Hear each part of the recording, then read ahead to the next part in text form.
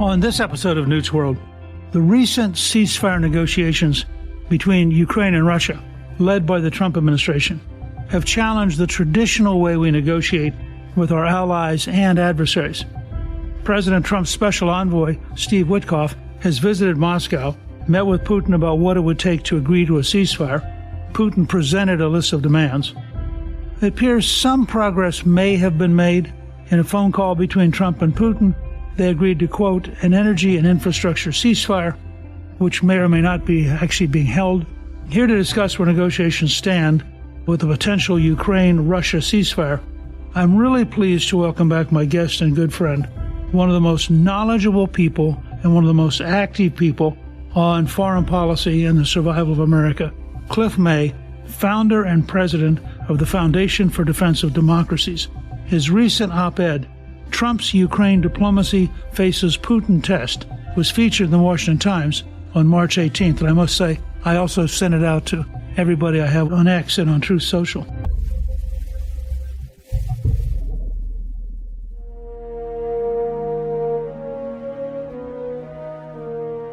Cliff, welcome, and thank you for joining me again on Newt's World. Thanks, Newt. Always great to be with you. Before we get into the specifics, would you just take a minute to tell our listeners what is the Foundation for Defense of Democracies? Yeah, it's a think tank that was set up just after the attacks of 9/11/01. The reason it's called the Foundation for Defense of Democracies is it was based on the idea that democratic societies, free nations, are under threat.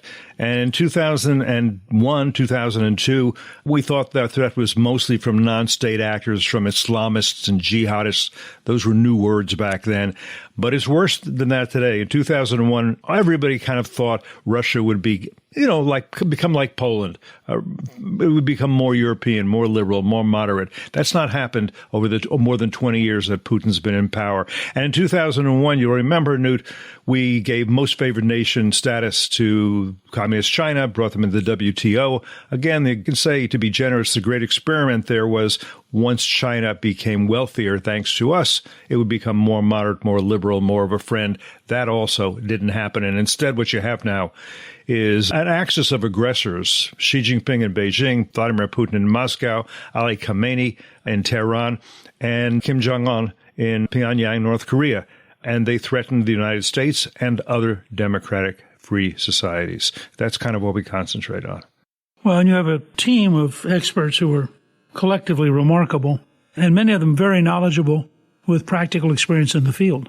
Yes, I mean, it's a motley crew of former academics, former spies, former government officials, a few ink-stained wretches like myself. As you know, I used to be a foreign correspondent for the New York Times and other publications during better days, I would say. Better days for them, too. Yeah. They've unfortunately gone off the rails almost as much as the rest of the planet. So on March 11th, the United States and Ukraine released a joint statement after a meeting in Saudi Arabia where Ukraine agreed to an immediate 30-day ceasefire and the United States would immediately lift the pause on intelligence sharing and resume security assistance to Ukraine. What do you think this particular statement means for the future of the negotiations? Not a lot. As you know, the Ukrainian president, Volodymyr Zelensky, he got his arms twisted by President Trump and said, okay, I agree, no conditions, a 30-day absolute ceasefire. I'll do it. That's fine. I'll go do on the rare earth mineral deal with you. I'll do that. That's fine. Basically, so whatever you say, Mr. Trump. But Putin hasn't said that. Putin has said, if you wanted me to go into a ceasefire, there are certain preconditions I want you to meet. I'll give you the list. And he never stopped firing, and he's not agreed to a ceasefire. And my contention is that he can be made to do so, but that will require that President Trump also twist his arm. And I do think that's possible. I think President Trump had, to use a Trumpian phrase, he's got the cards to play. He just got to play them. He'd rather not, perhaps. He'd rather this be all very smooth and cooperative. It's not going to be. You have to twist Putin's arm if you want to get a ceasefire, and that would be a reasonably good thing. So I think it's clear that right now we don't have his attention. He thinks he can just keep moving forward on his own terms and that somehow will crumble in the face of his tenacity. He's very good at that. He wouldn't be in power for more than 20 years in that country if that's not the case. He is a retired or former KGB lieutenant colonel. He knows what he is doing. And he is saying, and not truthfully, my economy's fine. I'm not really worried. I've got plenty of ammunition. And he is getting munitions from North Korea. He's getting missiles from Tehran. He's getting dual-use technology from China. There are reputable economic and military analysts who would say that his economy is suffering badly, that he doesn't have enough bodies to throw on the front line and try to pave over inches of Ukraine. He might actually like a ceasefire to build up his forces, to rearm, to regroup, but he doesn't want Ukraine doing the same thing. And if there's a ceasefire, that's exactly what Ukraine needs to do. It needs to get heavily rearmed. It needs to establish deterrent capabilities it didn't have 3 years ago, largely because Biden and before him Obama didn't want to give Ukraine lethal weapons. Trump did, including javelins, anti-tank weapons. And we want Ukraine to become what is called these days a porcupine, hard, difficult for a predator to digest. Well, Trump at times seems to be too soft on Putin, both in cutting off the second natural gas pipeline and in providing the javelins, which may have been the key weapon that stopped the initial Russian offensive. That Putin probably doesn't regard Trump as a patsy or an immediate ally, but he's going to shove him and see how far he can shove him. Yes, he's very good at that. Steve Witkoff was made envoy and has met with Putin and then went on Tucker Carlson's show. A lot of what Witkoff said struck me as, well, he's getting, played by Vladimir Putin when he says things like, I think Putin is satisfied with the territory he has, and aren't those really Russian territories anyway? Well, he's not satisfied. We know that about him. I can talk to you about the evidence we have, but it's substantial. As far as being Russian territories, that can only be said to be the case based on what almost everybody, including the Institute for the Study of War, would say are sham referendums that took place in those areas, plus Russians being moved in and Ukrainians either fleeing or otherwise moving out. My card's on the table. I would like to see Putin defeated in this. I would like to see Ukraine regain sovereign independence through all of its borders. I don't think that's likely at this point. But I think if President Trump can get a ceasefire along the current lines of control, that means like 20%, 18% really of Ukraine would be taken over by Russia, the eastern portion and Crimea, which was taken in 2014 by Russia, and you freeze the conflict, that's probably good enough at this point, as good as you're going to get. Keep in mind, frozen conflicts can last a long time. North Korea and South Korea are not at peace. It's a frozen conflict, and South Korea has done very well in the meantime, and North Korea is a terrible place. And that's 53 years that we've had a frozen conflict. Of course, kept frozen, not least by what are now about 28,000 American troops in South Korea. The pattern there, it seems to me, is exactly what Putin doesn't want. He makes pretty clear at one point the Ukraine's not allowed to have foreign armies on its soil. The Ukraine's not allowed to rebuild its military, etc. It's kind of like we'll allow the baby lamb to lay there for a while until we think it's time to eat it. That's exactly right. And I think Trump has to get a little bit tough with him and say that's not the way it's going to be.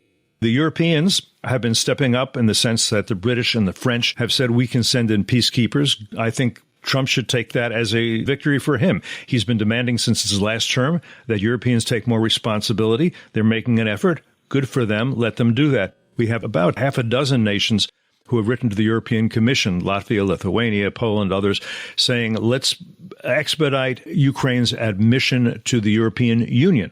Well, good for them. That's also very helpful. What we have to understand about Putin, and let me say this as somebody who's been studying this for a rather long time. I first went to Russia when I was a teenager in 1969. I've been there as a foreign exchange student in Soviet times. I've been there as a journalist. I was also an election observer in Ukraine at its most recent elections. I feel like I've been a Putinologist for the past 20 years. So let me tell you who he is and what he wants. He sees himself as the Tsar. And his mission as the Tsar, and I understand this, is to restore the Russian Empire. And to be the Tsar and to restore the Russian Empire, what does that mean? You must be the Tsar, and I'm using Russian phraseology here, the Tsar of all the Russias. What does all the Russias mean? Well, it means Russia. It means Belarus, translates as White Russia. It means Ukraine, translates as frontier of Russia. That's essential. But then you want whatever else you can get, including the Baltic states, which you'll remember, and this is interesting in this regard, 1940, the Baltic states, Estonia, Latvia, Lithuania, the Soviet Union took them over. The U.S. never recognized that, and they were vassal states for a very long time until the Soviet Union fell. Belarus is now a vassal state of Russia already. In 2008, Putin took 2 provinces away from neighboring Georgia, which was also part of the Soviet Empire, and before that, part of the Russian Empire. 1939, the Soviet Union tried to drag Finland back into the Russian Empire. At the end of the day, the Russians got 10% of Finland's territory, but Finland never gave up its independence, and 2 years ago it joined NATO. So that's what's going on. Putin is a man in his 70s. He has more money than he can ever spend. He gets to kill his enemies, his critics, with impunity. He has a girlfriend half his age. She's a rhythmic gymnast. I don't really know what that means, but it sounds intriguing.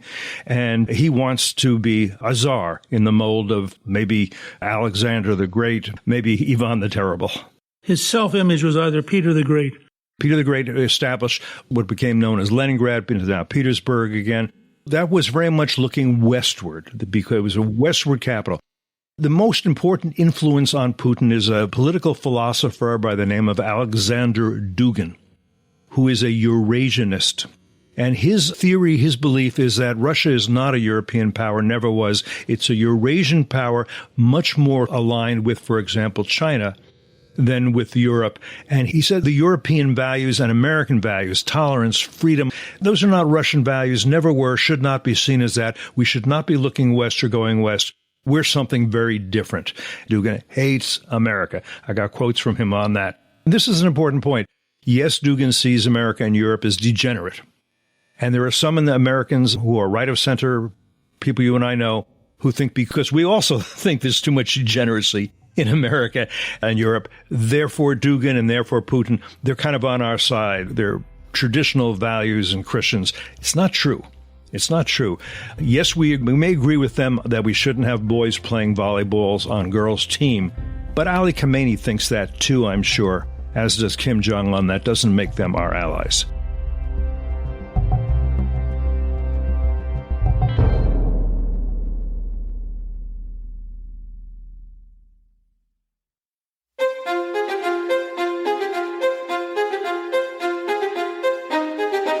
To build on that, it's interesting that Solzhenitsyn, maybe the greatest Russian writer of the last century, after leaving the Soviet Union, coming to live in Vermont, writing his extraordinary series on the Russian Revolution, finally goes back home because, in fact, he sort of would agree.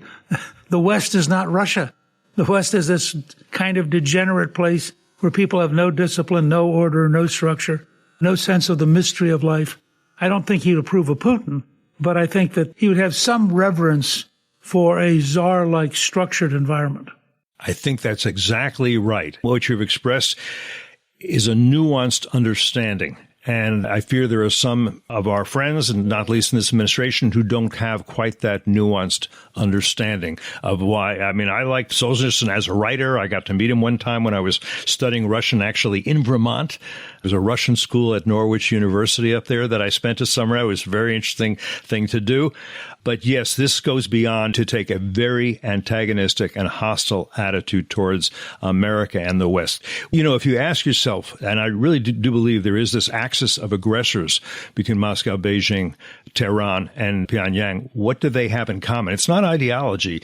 It's really hostility towards America and the West, and the desire to displace America as the preeminent world power and to have a new world order. And they talk about this, a new world order that they lead, and America becomes a has-been empire. But there's a different part of this, which is, while they may not be a European country, I really question, in the long run, their capacity to truly be allied to China simply because of the underlying mythical sense of the Mongol yoke and the degree to which still, almost 1,000 years later, the experience of the Mongols was so horrifying. Destroyed Kiev. Moscow rises only because it's in the middle of the forest and not worth the Mongols' effort. Very important point. And let me talk about this for just 1 second. You're right. And that's traditionally the way the Russians saw anybody from Asia. But Dugin kind of takes the attitude, no, we do have Mongol roots in part, and we should be proud of that. The whole concept of the Russian Empire that arose immediately following the Mongol Empire, the idea of Khans, they really replicated that. The Tsar was sort of along Mongol lines. This is true, too. Over the long run, Russia and China are not in good alliance. At some point, the leader in Beijing is going to look north and say, the Russians don't have many people. They have a lot of resources. I have many people and many resources. Why is Vladivostok Russian? And what does Vladivostok mean? Vlad, as in Vladimir, means conqueror. Vostok means east. Vladivostok means conqueror of the east. But that's long term. Right now, the Russians are getting dual-use technology from China, but also giving China various technological help where they can, making China a stronger power and reducing the delta between Chinese power and Russian power. That would not appear to be in their interest, but I think Putin thinks, I have to do what I have to do now, and we'll worry about what happens 20, 30, 40 years from now later. Some people say, well, it's only a transactional alliance. It is. But it's more than that because, again, they want the United States displaced in the world. And just one more point about world order. It's a funny phrase for sure, but there always is a world order of some sort. Like a fish not being aware of water, most Americans not aware of what the world order is. And the world order since the end of World War II has been one in which America has essentially dominated, with a light hand, but dominated, trying to use international law and that sort of thing, rather than just saying we make the rules.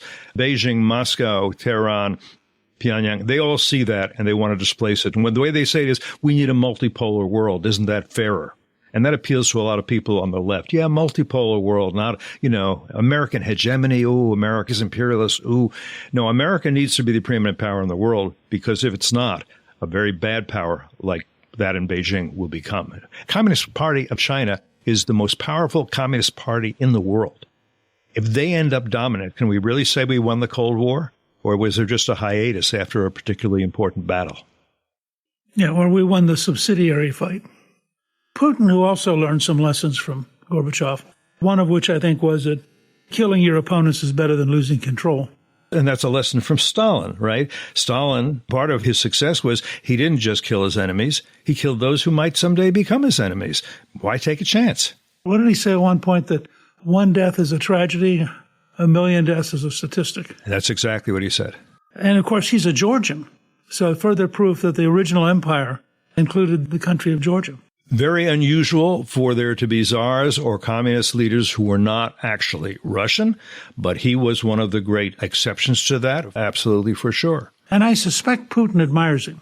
I think we know that he does. I don't think Putin's a communist. Again, he's more along the lines of Alexander Dugin in terms of Eurasianism and Russia's soul. I think he admires his use of power. He absolutely admires his use of power. And by the way, keep in mind, one of the things, not all, one of the reasons why Ukrainians do not want to be ruled by the Kremlin is what Stalin did to them in the 1930s by imposing a famine on them, a man-made famine made by Stalin that killed at least 3 million Ukrainians. It was particularly directed at what they call the kulaki, which means what they would call the rich peasants. What is a rich peasant? It's a farmer who does well because he works hard. And they stole all the grain from them and left them to die. There's a wonderful movie I always recommend it called Mr. Jones. It's about a journalist who goes there and manages to break free of his minder. As a journalist, you always get a minder in Russia, and go to the Ukraine and see for himself that the famine is taking place, which sadly the New York Times at that point was not reporting. The description in that movie of the Western reporters gathering together to protect Stalin, make sure that none of them reported accurately. In the townhouse of Walter Duranty, who was the New York Times correspondent who won a Pulitzer Prize for his distorted reporting on Stalin. I'd say it's one of the 3 times that the New York Times has won Pulitzer Prizes for being totally dishonest, none of which have ever been returned, of course. But let me go back to Putin and Ukraine. It seems to me that what Putin's trying for, which is a little bit like a great bluff in poker, is he would be happy to have a temporary ceasefire while he rebuilt his forces, while Ukraine was blocked from doing anything to strengthen itself. And under those circumstances, he wouldn't mind having a ceasefire. But they're very clear that bringing in the British or the French, strengthening the Ukrainian military, doing anything which enabled Ukraine to survive would, in fact, be totally unacceptable, which is not a ceasefire. It's a surrender negotiation. That's right. And that's where Trump will have to get tough and have to say, I understand what you want, Vladdy. I get it. But you got to understand, my economy is about 13 times the size of yours. And I can do devastating things to the Russian economy if I want to. I cut off your oil sales to Europe, even to China. I can do that with secondary sanctions, and you're going to be in big trouble, and you don't want that. I'm not angry with you, Vladdy, but, don't make me angry. We're going to do this my way, okay? And then if you do it my way, all kinds of good things can happen for you. All kinds. I can bring it back into the G7, come to G8. I can lift sanctions. I don't want to twist your arm, but I'm going to twist your arm if you make me. So this is an independent country. It's a member of the UN. We recognize it. We got an embassy there. You can keep the land you have. I may not recognize it, but you can keep it. But no more than that, okay? No more than that. And let's stop the killing, and we're going to do it my way. And if we, as an independent country, want to sell arms to Ukraine, maybe the Europeans pay for it, we can do that. You don't tell us no. If the British want to send troops in there as peacekeepers, they can get to do that. It's not your land where you're occupying, but it'll be along the line. Be cooperative. But you got to understand, I twisted Zelensky's arm real hard. I want to be fair, but I'm going to twist yours too if you don't come along with me on this. Really hard.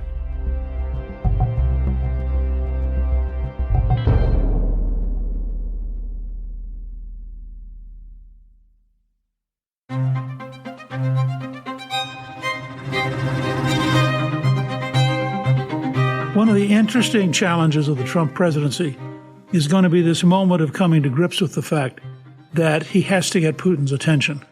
Somebody sent me a note, which I thought was really insightful, that said, one of Putin's great achievements is he has guaranteed the remilitarization of Germany. Yeah. And they said to me, you would think after 1914 and 1941, this would not be a good idea.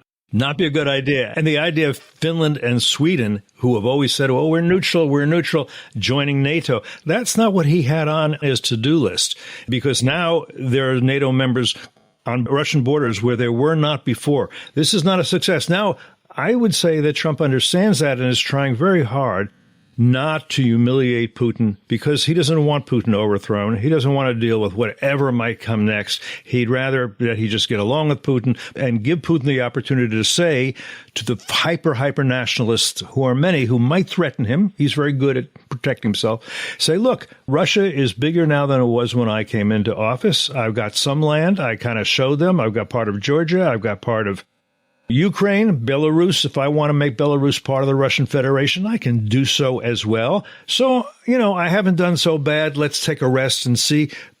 Trump's in office for 4 years? After that, who knows? Maybe we get some softy and I can move again. Don't forget, Putin never moved against none of his neighbors while Trump was in office for the first 4 years. And they were all softies. 2008, he moves into Georgia. What does Obama do in 2009?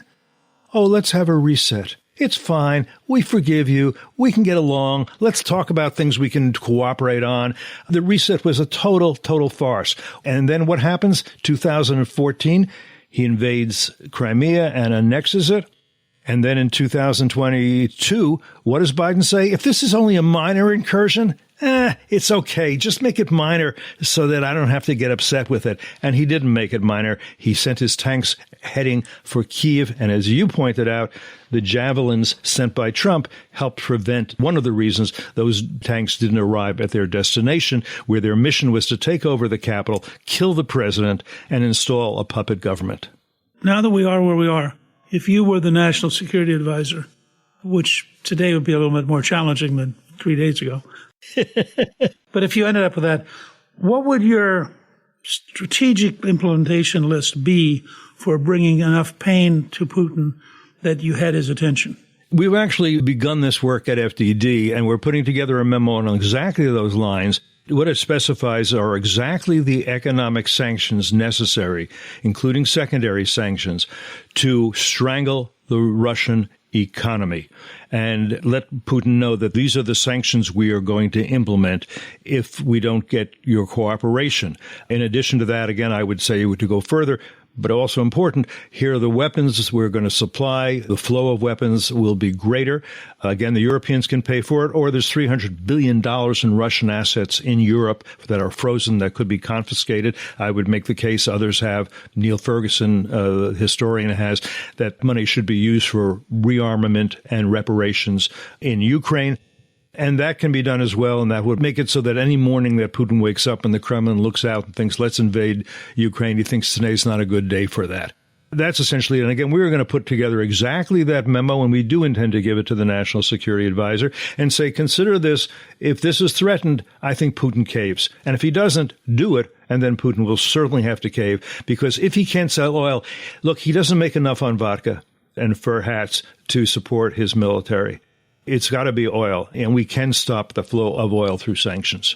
You know, it's astonishing that the Europeans buy more from Russia in oil than they give to Ukraine. Right away, that tells you that stops immediately. And I think that we're at the point where the Europeans will say, okay, we get that. It helps that the U.S. under Trump is talking about and creating energy dominance here at home through fracking, through LNG sales, liquefied natural gas. Now that's happening. We can give other possibilities to the Europeans so they don't need to depend on the oil and gas coming from Russia anymore. And they would like us to sit down with them. You're going to cut that off immediately. That's the low-hanging fruit. You're buying no more oil and gas from them. We'll get you other things. It's going into spring and summer. It's a little bit better. The Europeans have made terrible mistakes. Germans closing down nuclear power facilities. They ended up buying coal from South Africa. A lot of problems with the Europeans. I understand why people like J.D. Vance are so skeptical about the Europeans at this point. I do understand. But I don't want to, myself, I think you agree, but tell me if you don't, I don't want to give up on them as allies. I want to make them better allies. I think Trump is kind of doing that by saying you have to contribute meaningfully to the collective defense of the West. You cannot expect us as an entitlement to take care of you while you do whatever the hell you want. I believe that we should have allies, but they can do more than they're doing. But they're doing better, a little better. Just to sort of wrap up for a second, if you had to guess, do you think it is likely that 6 months from now we'll have some kind of a stable ceasefire? It all depends on President Trump.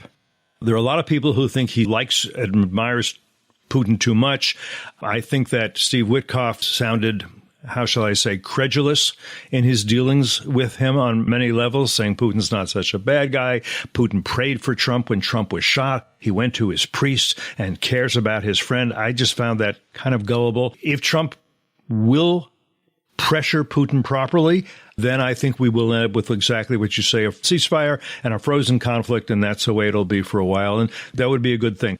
But if not, if Putin gets to push everybody around, and for whatever reason Trump doesn't push back, then this war will go on and it'll get worse in various ways, and I can't tell you all the ways that it could unfold.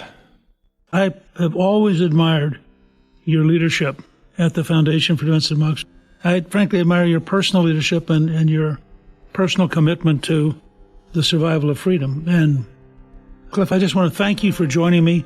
I want our listeners to know that they can visit the Foundation for Defense of Democracies website at fdd.org. And we're going to put both your website and the movie on our show page. Thank you so much for being with us. My pleasure. Always great to be with you, Newt. I've admired you and been your friend, I hope, for many years. Thank you to my guest, Cliff May. You can get a link to Foundation for Defense of Democracies on our show page at newtsworld.com. Newt's World is produced by Gingrich 360 and iHeartMedia. Our executive producer is Garnsey Sloan. Our researcher is Rachel Peterson. The artwork for the show was created by Steve Penley. Special thanks to the team at Gingrich 360. If you've been enjoying Newt's World, I hope you'll go to Apple Podcasts and both rate us with 5 stars and give us a review so others can learn what it's all about. Right now, listeners of Newt's World can sign up for my 3 free weekly columns at Gingrich360.com/newsletter. I'm Newt Gingrich. This is Newt's World.